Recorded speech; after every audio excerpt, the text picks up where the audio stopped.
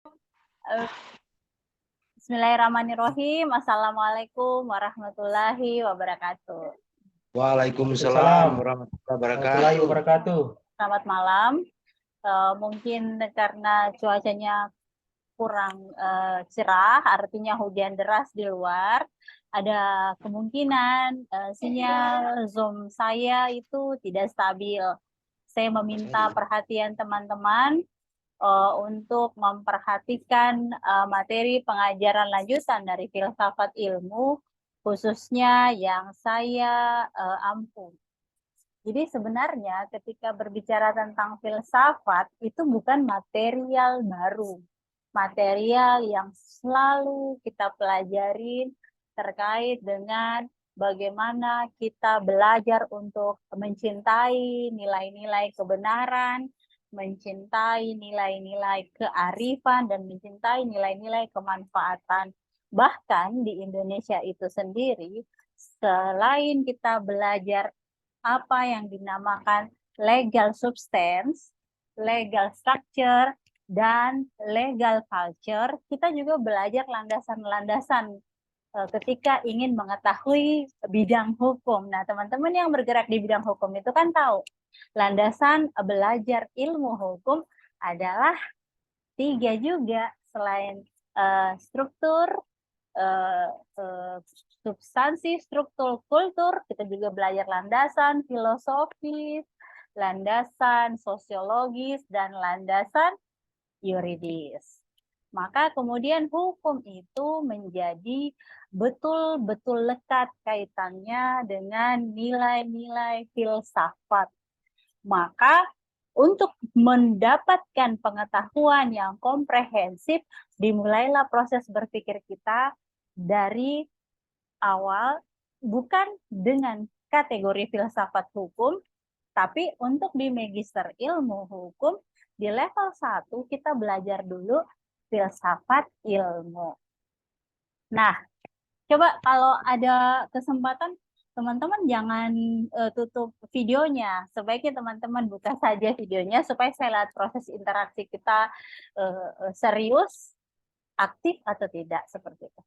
Nah, nantinya mungkin sebelumnya dosen pengampu mata kuliah atau dosen penanggung jawab mata kuliah ini, yaitu Dr. Patawari, sudah memberikan pengantar yang lebih komprehensif terkait filsafat ilmu ini.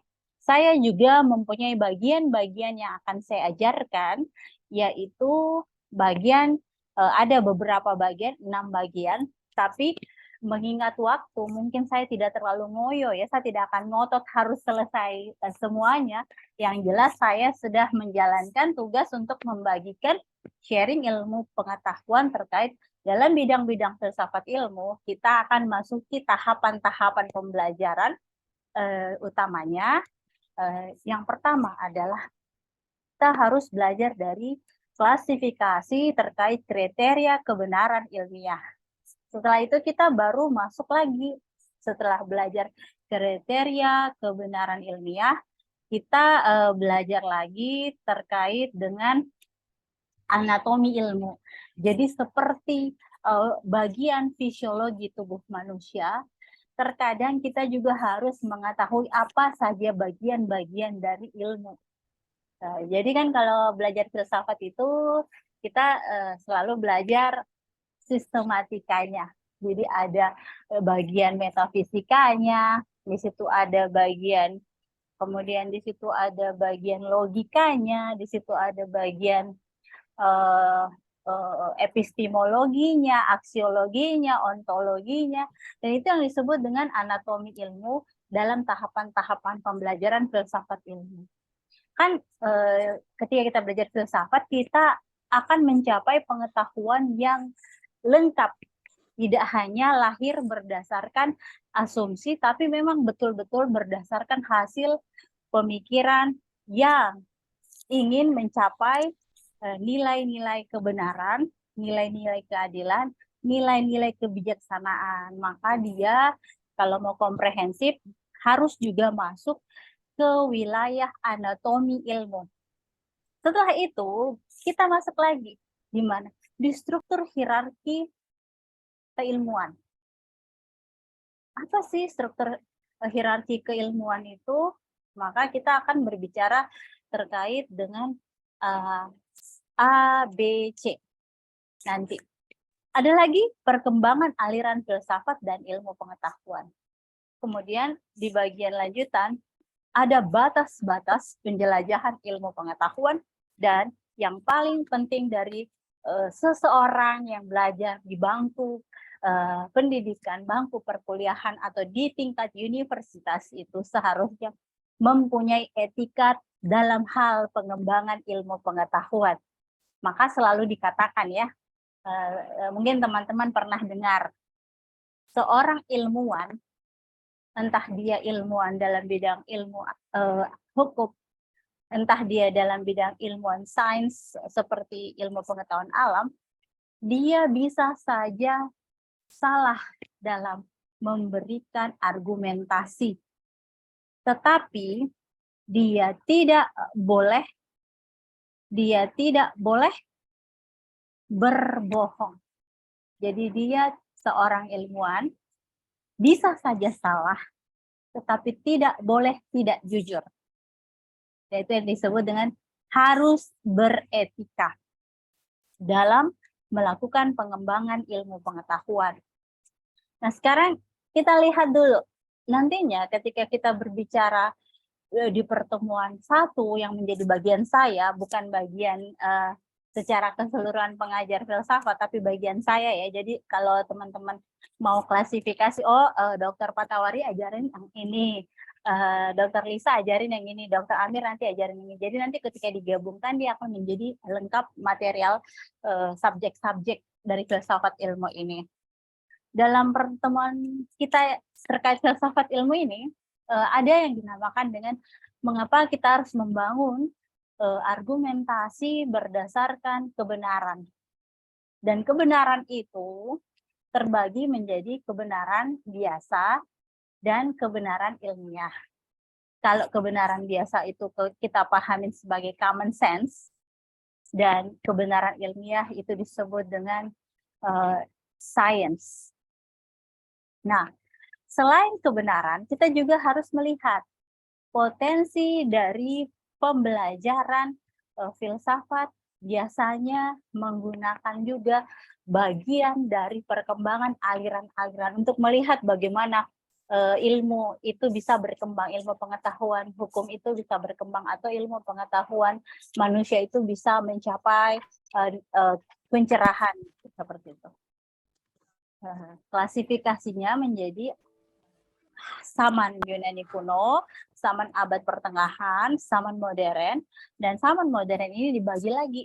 Ada namanya zaman modern yang di situ lahir rasionalisme, kemudian di zaman modern lahir empirisme, kemudian lahir juga rasionalisme kritis, dan idealisme di zaman modern juga lahir aliran positivisme. Nah, setelah zaman Yunani kuno, zaman abad pertengahan, zaman modern, kita masuk lagi ke zaman kontemporer. Zaman kontemporer itu seperti apa sih, Bu? Ya, Bapak dan Ibu peserta mata kuliah, inilah zaman kita sekarang yang dinamakan dengan zaman kontemporer. Mana di sini dikenal ada namanya ilmu pengetahuan yang lebih bersifat pragmatisme, fenomenologi, eksistensialisme, dan strukturalisme. Nah, setelah kita melihat pendekatan historis dalam berbicara terkait persoalan kebenaran berdasarkan sejarah, kita masuk lagi ke level aktualisasi kebenaran ilmiah atau bidang praksis. Apa yang paling besarnya itu kita akan berbicara kebenaran ilmiah sebagai suatu kebijaksanaan. Apalagi misalnya kebenaran ilmiah dan tanggung jawab moral. Wah, kalau begitu material filsafat ilmu itu menarik ya. Sudah tentu sangat menarik. Mengapa sangat menarik? Karena ingat, kebanyakan kita pada zaman ini adalah zaman di mana begitu besarnya potensi media mempengaruhi pola pikir dan pola pikir itu bisa berimbas pada cara manusia meletakkan perilaku, terutama di bidang sosial. Nah, saya tanya dulu, kalau kita berbicara individu sebagai seorang manusia dan individu sebagai makhluk sosial, apakah sama saja perannya? Ada yang bisa memberikan argumentasi di kelas filsafat ilmu kita? Silahkan. Kalau saya tidak sama, Bu. Iya, silakan Izin. berikan argumentasinya supaya ada gambaran. Saya supaya Ya, ini mengerti. Silakan, yang Rahim. pertama terkait dengan manusia dari segi individu dan manusia dari segi sosial. Yang pertama itu manusia kalau ditinjau dari segi individu berarti dilihat dari faktor behavioralismenya. Itu artinya gejala perilaku yang nampak berdasarkan individu atau personalitinya.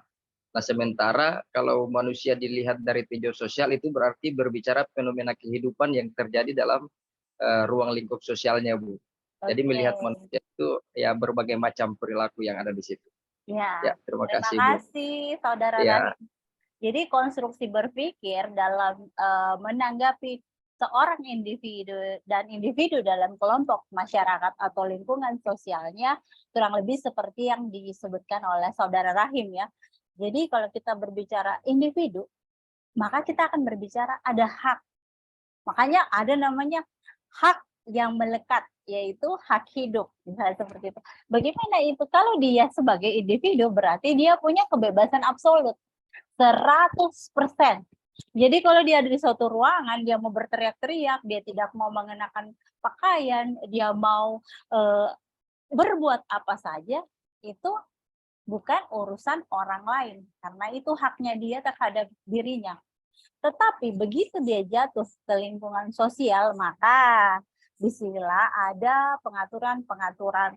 Dan pengaturan-pengaturan inilah yang menentukan kualitas kita ketika menjelaskan bahwa nanti ada klasifikasi yang dinamakan dengan bagaimana seorang itu melihat gejala dalam konteks anatomi ilmu.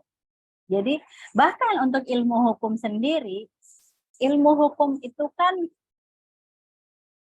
dia lebih melihat kepada berusaha mencapai suatu ketertiban, tertib. Jadi selalu orientasinya bukan hanya hak biasa seorang individu, tapi juga hak sosial. Maka akan kelihatan dalam potensi-potensi kalau kita klasifikasi menurut anatomi ilmu. Seperti ini saya cuma ambil referensi seperti ini. Dan ini biasanya masih bisa diperluas lagi tergantung bacaan teman-teman mahasiswa magister ya. Kadang-kadang kan ada yang sudah ribet, saya sudah pulang kantor, capek, yang penting saya hadir kuliah kayak gitu. Jadi ketika dia dikasih masukan dari dosen, ini seperti ini, terserah saja, yang penting saya belajar di tingkat hadir gitu. Tapi tidak apa-apa juga sih, kami sebagai dosen akan mengapresiasi kemampuan mahasiswa. Nanti akan ada evaluasi di mid atau di final. Maka teman-teman harus menyadari ketika melihat ilmu, maka ada bagian-bagian yang harus kita persepsi atau kita klasifikasi terkait dengan ini pada saat apa. Nah, itu yang disebut dengan paradigma. Yang pertama, nanti akan ada pembelajaran terkait paradigma struktural fungsional dalam teori sistem sosialnya Talcott Parsons. Kemudian paradigma interaksionisme simbolik dalam teori mind, self, and society-nya yang dijelas oleh George Herbert Mead. Dan paradigma pertukaran sosial dalam teori The Constitution of Society, Outline of the Theory of Structuration, Antonio Giddens. Ada paradigma post-structuralism dalam teori Deconstruction, Jacques Derrida. Ada juga paradigma postmodernisme dalam Symbolic Exchange and Death, itu oleh Jean Baudrillard. Kita kembali lagi sebelum masuk ke anatomi. Ini persoalan kebenaran dan kriteria kebenaran.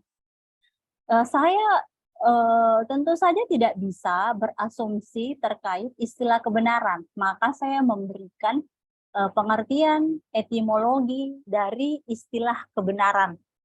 Kalau menurut Kamus Pusat Pembinaan dan Pengembangan Bahasa yang saya kutip tahun 1994, kebenaran itu bisa diartikan menjadi 3 hal. Yang pertama, kalau disebut kebenaran itu, kita akan belajar bahwa kebenaran itu keadaan atau hal yang cocok dengan keadaan atau hal yang sesungguhnya. Kebenaran diartikan pula menjadi sesuatu yang sungguh-sungguh atau benar-benar ada. Yang ketiga, kelurusan hati, kejujuran. Jadi kalau dilihat secara umum, dia akan menjadi sesuatu yang bersifat eksistensial. Eksistensial mengacu kepada ada. Bahwa kebenaran merupakan sesuatu yang ada dan tidak dapat dipisahkan dari hidup manusia. Istilah kebenaran itu tentu mempunyai kontra arti. Artinya yang berbeda adalah kesalahan, kesesatan, kepalsuan, dan juga opini.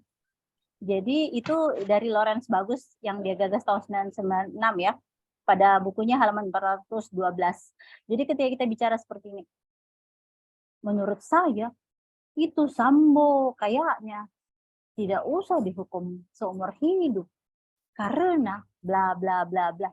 Nah, terus yang satu bilang, "Ai, banyak uangnya bisa jadi itu seperti itu. Kalau menurut saya tidak sampai gitu deh."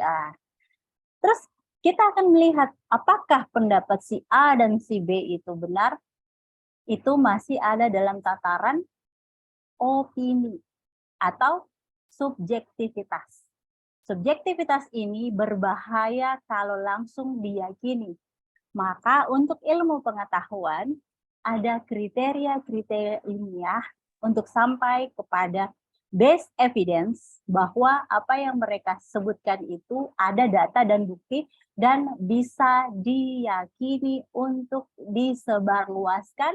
Kalau di bidang litigasi berarti bisa menjadi dasar hakim untuk memutuskan suatu perkara.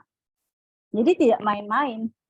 Nah, kalau istilah orang awam dalam persoalan pemberian ilmu, kalau ada istilah orang awam ketika mereka berdiskusi dan ada sesuatu yang tidak sesuai, maka itu dipersepsi sebagai kesalahan, dan ketika dia tidak menampilkan fenomena yang benar, itu bisa disebut kepalsuan, dan ketika dia memberikan pendapat berdasarkan argumentasi pribadinya, itu disebut opini.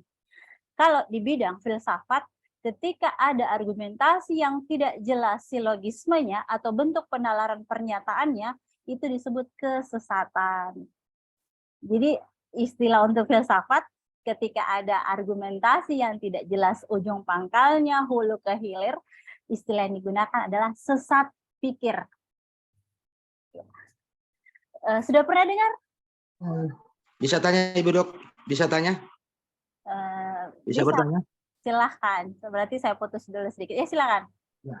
Saya tertarik sebelum Ibu Dok lanjutkan, ada pendapat yang pernah saya baca dari Prianto tahun 1993 tentang bagaimana pengertiannya pendapat beliau yang disebut dengan to be is more important is that to do.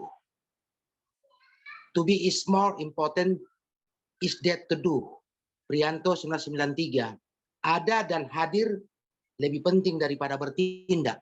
Konsep yang dimaksud Ibu itu gimana, Bu? Konsep beliau itu. Ada dan hadir lebih penting daripada bertindak. Berarti saya harus bertanya kepada siapa tadi itu? Burhan Labelo, Bu. Iya, Burhan, ambil pendapatnya siapa tadi? Prianto 1993. Iya.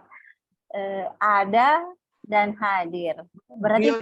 Berarti dia mengikuti, dia berarti merupakan salah satu pengikut dari René Descartes ya.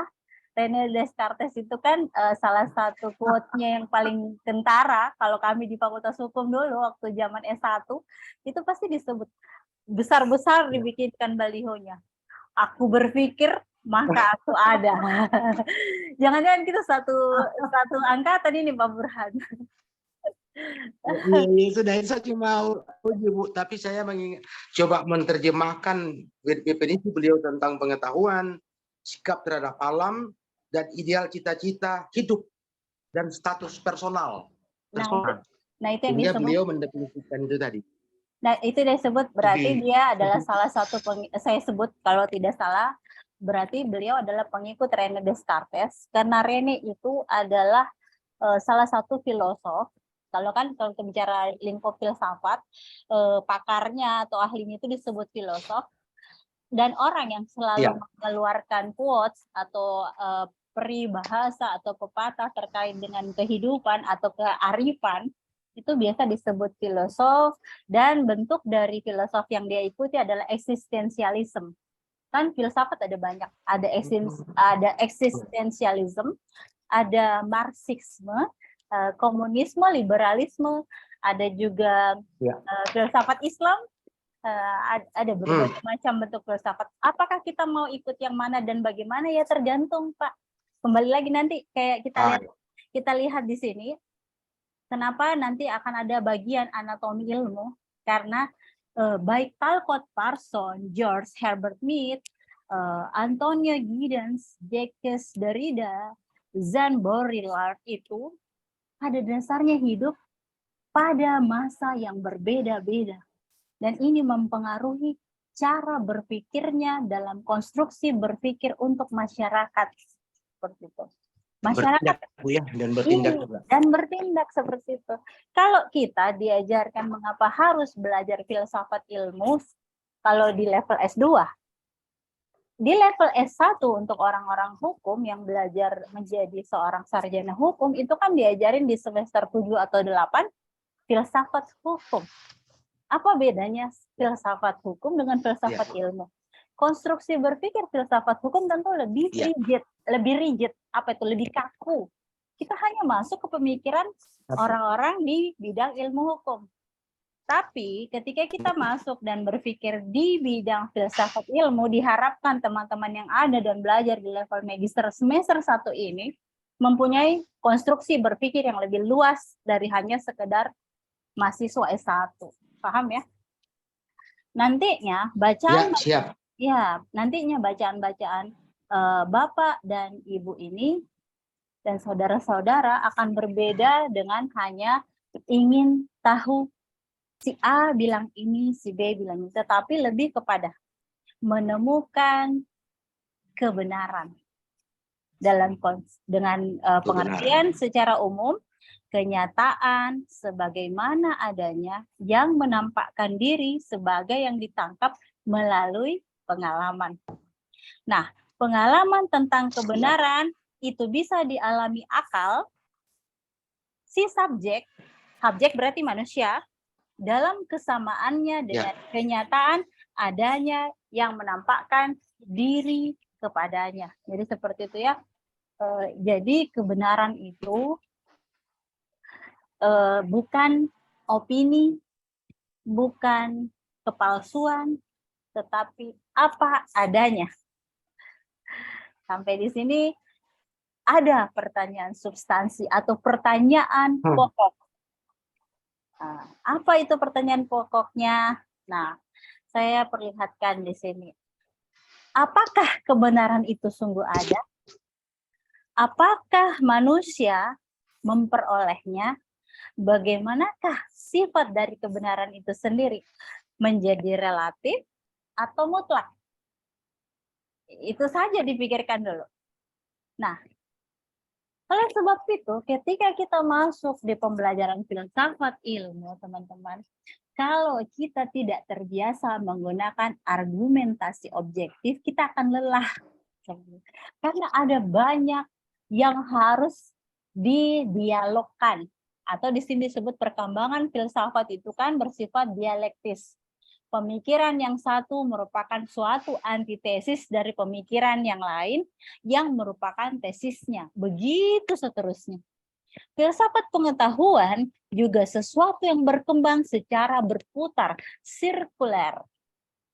Suatu lingkaran di mana pemikiran yang satu merupakan kelanjutan dari pemikiran yang terdahulu, pada akhirnya kemungkinan terjadi pengulangan-pengulangan. Itu dulu. Pahamin. Oke. Nah, kebenaran juga bisa terbagi lagi.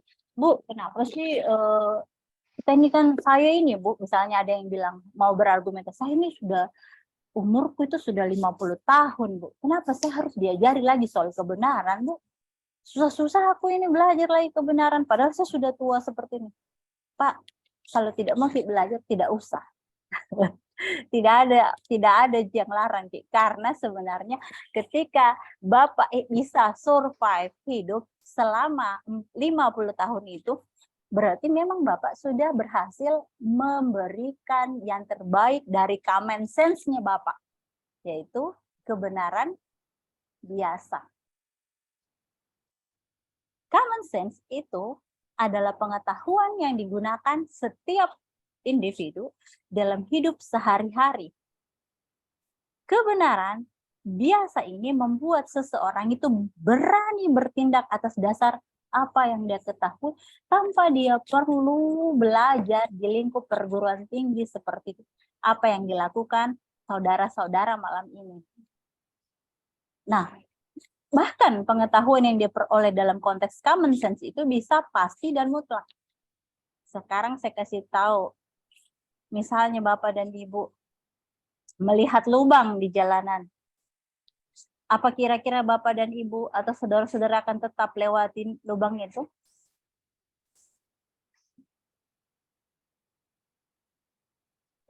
Dilewatin.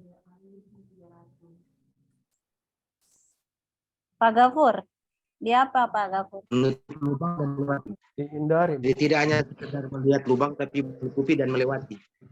Kalau menutupi terlambat ke kantor Pak Burhan.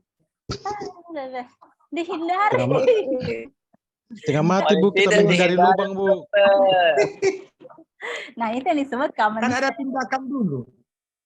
Tindakan Kan ada yang tindakan dulu kan. Tindakan Ada lubang yang kita harus untuk menutupi, orang dihindari, lain bisa ada jalan. lubang yang Untuk harus membuktikan dikasih bahwa itu ada kena. kebaikan dan kebenaran kan. iya. Jangan mati terus lubang. Oke. Biasanya Bu maksud menghindar lubang Bu, masuk lubang juga Bu. Ini iya Pak Bayanuddin, ini situasinya manusia mengendarai motor melihat lubang Kalau di jalan kemudian itu, Bu. Jadi menghindar. artinya logika saya begini, logika saya jalan. Artinya karena ini kan mencari. Jadi ini tindak spontan ini yang saya maksud, bukan tindakan menunggu. Spontanitas, iya. Ya, sama dengan bapak-bapak atau saudara-saudara tidak ada di sini sebenarnya. Kalau ada perempuan harum dan cantik, set matanya langsung. Itu kan common sense. Paham ya? Common sense itu adalah Paham, pengetahuan biasa. Jadi dia tidak perlu dipelajarin, dia tahu bapak Alami, ini. alami, Ya. alami Bu, alami. Ya. Ya lubang itu harus dihindari Pak Ketua. Kecuali kalau lubang satu itu jangan dihindari. Pak Sapri, tinggal 3 menit waktu tadi Pak Sapri. Lanjut lagi, nanti lanjut Bu. Oke. Nanti Nah. setiap Pak Supri, nanti Ya. tambah lagi. Pak Supri sama Pak Bayu nanti di warung kopi bicara lagi. Oke. Manusia memanaskan air kemudian mendidih, dan manusia itu memanaskan air tentu punya tujuan. Apa tujuannya misalnya? Oh, dia memanaskan air.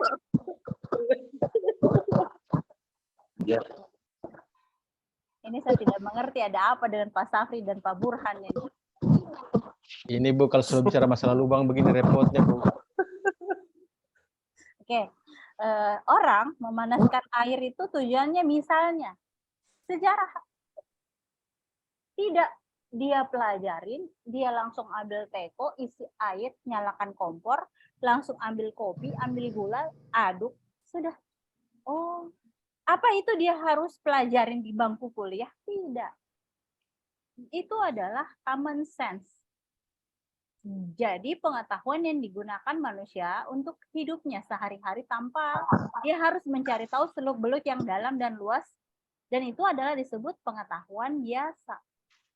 Sementara ketika kita belajar filsafat ilmiah, filsafat ilmu, kita masuk dalam konteks yang harus mengikuti atau memenuhi syarat atau kaidah ilmu pengetahuan. Dia ada yang dinamakan dengan titik tolaknya. Nah, jadi tidak asal-asalan ya. Ada titik tolak di situ. Titik tolaknya karena apa? Oh, saya mau pelajarin terkait obstruction justice deh. Kenapa sih ini bisa terjadi obstruction justice dalam kasusnya Verdi Sambo? Oh, kenapa hakimnya seperti ini menjecar terus pertanyaan kepada si A, si B, C. Kemudian menurut saya ini haruslah itu yang disebut dengan kebenaran ilmiah itu dia tidak seperti common sense. Scientific itu lebih dari keraguan, ketidakpuasan, dan rasa ingin tahu yang diwujudkan dalam bentuk pertanyaan-pertanyaan. Pertanyaan tersebut diikuti dengan dilakukannya sejumlah penyelidikan. Nah, dalam hal ini serangkaian proses ilmiah melahirkan kebenaran ilmiah yang dinyatakan dalam pengetahuan atau sains. Oleh sebab itu, kalau disebut sama Berlin tahun 1986, kemandirian ilmu pengetahuan ilmiah itu sesungguhnya berkaitan dengan 3 norma ilmiah. Yang pertama, pengetahuan ilmiah itu merupakan pengetahuan yang memiliki dasar pembenar. Jadi ada dasarnya. Biasanya apa? Teori dari orang sebelumnya atau norma dalam bentuk apa yang hidup di dalam masyarakat, seperti apakah dalam hukum adat diatur seperti itu, atau living law, apakah manusia mempersepsi itu benar atau salah, sopan atau tidak sopan, apakah menurut agama itu sesuai atau tidak sesuai. Jadi pengetahuan ilmiah itu